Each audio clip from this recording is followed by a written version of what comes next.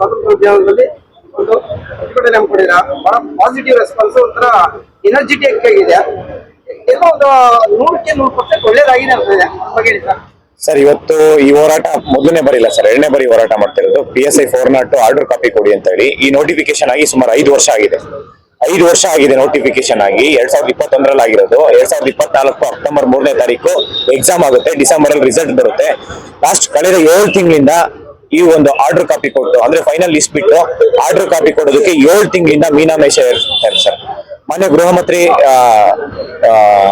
ಪರಮೇಶ್ವರ್ ಸರ್ಗೆ ನಾನು ಮನವಿ ಮಾಡ್ಕೊಳೋದೇನಪ್ಪ ಅಂತಂದ್ರೆ, ಪ್ರತಿ ಬಾರಿ ಅವ್ರು 1 ವಾರ 10 ದಿನ ಇದೇ ತರ ಎಕ್ಸ್ಟೆಂಡ್ ಪೋಸ್ಟ್ಪೋನ್ ಮಾಡ್ಕೊಂತ ಹೋದ್ರೆ ಎಷ್ಟೋ ಜನ ಹುಡುಗರಿಗೆ ಮತ್ತೆ ಹೆಣ್ಮಕ್ಳಿಗೆ ಮದುವೆ ಮಾಡ್ಕೊಳೋದಿರುತ್ತೆ. ಮತ್ತೆ ಅವರಿಗೆ ಎಷ್ಟೊಂದು ಫೈನಾನ್ಷಿಯಲಿ ಪ್ರಾಬ್ಲಮ್ ಇದೆ, ಸಮಸ್ಯೆಗಳಿದೆ. ಮತ್ತೆ ಪೇರೆಂಟ್ಸ್ ಇರ್ಬೋದು, ಎಷ್ಟೋ ಜನ ಪೇರೆಂಟ್ಸ್ಗೆ ಇವತ್ತು ಅವರು BP ಶುಗರ್ ಅಂತ ಹೇಳ್ಬಿಟ್ಟು ನನ್ ಬೆಳಿಗ್ಗೆ ಒಬ್ರು ಪೇರೆಂಟ್ಸ್ ಬಂದಿದ್ರು. ಅವ್ರಿಗೆ 3 ಜನ ಹೆಣ್ಮಕ್ಳಿದ್ದಾರೆ. ಒಬ್ರು ಸೆಲೆಕ್ಟ್ ಆಗಿದ್ದಾರೆ, ಮೊದಲನೇ ಮಗಳು.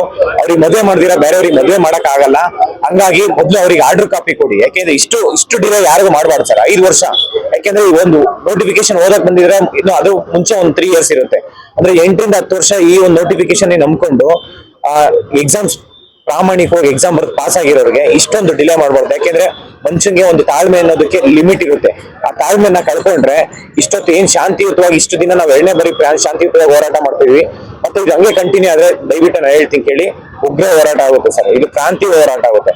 ಅದನ್ನ ಅಲ್ಲಿ ತನಕ ಹೋಗ್ಬಾರ್ದು. ದಯವಿಟ್ಟು ಈ ಕೂಡಲೇ ಈ ಒಂದು ಆರ್ಡರ್ ಕಾಪಿ ಕೊಡಿ ಅಂತ ಹೇಳ್ಬಿಟ್ಟು ನಾನು ಮನವಿ ಮಾಡ್ಕೊಂತೀನಿ. ಇದಕ್ಕಿಂತ ಜಾಸ್ತಿ ಏನಿಲ್ಲ ಸರ್. ಇಲ್ಲಾಂದ್ರೆ ನಾವು ಅನಿರ್ದಿಷ್ಟಾವಧಿ ಹೋರಾಟ ಮಾಡ್ಬೇಕಾಗುತ್ತೆ, ಇಲ್ಲಾಂದ್ರೆ ಉಪವಾಸ ಸತ್ಯಾಗ್ರಹ ಮಾಡ್ಬೇಕಾಗುತ್ತೆ. ದಯವಿಟ್ಟು ಆ ಒಂದು ಹಂತಕ್ಕೆ ನೀವು ತಗೊಂಡೋಗ್ಬೇಡಿ ಅಂತ ನಾನು ಮನವಿ ಮಾಡ್ಕೊಂತೀನಿ ಸರ್. ಈಗ ಬಸವರಾಜ ಪಾಟೀಲ್ ಬಹಳ ನಿಮಗೆ ಪಾಸಿಟಿವ್ ಇದೆಲ್ಲ ಮಾತಾಡಿದ್ದಾರೆ, ಮನಮುಟ್ಟುತ್ತರ ಮಾತಾಡಿದ್ದಾರೆ. ನಿಮ್ಗೆ ಎಲ್ಲೋ ಒಂದು ನಂಬಿಕೆ ಅನ್ನೋದು ಬಂದಿದೆ ಅನ್ಸುತ್ತಲ್ಲ ಸರ್? ಖಂಡಿತ ಸರ್. ಯಾಕೆಂದ್ರೆ ನಾವು ಮೊದಲನೇ ಬಾರಿ ಮಾಡಿದಾಗ ಯಾರಿಗೂ ಕರೆದಿಲ್ಲ ಸರ್. ಯಾವ ಪೊಲಿಟಿಕಲ್ ಯಾರನ್ನು ಲೀಡರ್ಸ್ ನ ಕರೆದಿಲ್ಲ, ಯಾವ MLA ಕರೆದಿಲ್ಲ, ಮಿನಿಸ್ಟರ್ಸ್ ಕರೆದಿಲ್ಲ. ಯಾಕೆಂದ್ರೆ ಅದೇ ಹೋರಾಟ ಆಗುತ್ತೆ ಅಂತ ಅನ್ಕೊಂಡಿದ್ವಿ. ಅಂದ್ರೆ ಮಾನ್ಯ ಸರ್ಕಾರ ಆರ್ಡರ್ ಕಾಪಿ ಕೊಡ್ತಾರೆ ಅನ್ಕೊಂಡಿದ್ವಿ.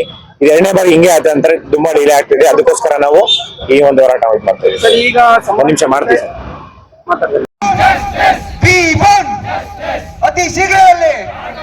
ಅತಿ ಶೀಘ್ರದಲ್ಲಿ P1 ನಮ್ಮ ಹುದ್ದೆ ಅತಿ ಶೀಘ್ರದಲ್ಲಿ ನ್ಯಾಯಕ್ಕಾಗಿ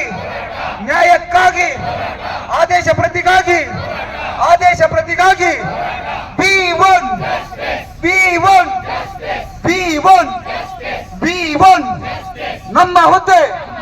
ನಮ್ಮ ಹುದ್ದೆ ಅತಿ ಶೀಘ್ರದಲ್ಲಿ ಆದೇಶ ಪ್ರತಿಗಾಗಿ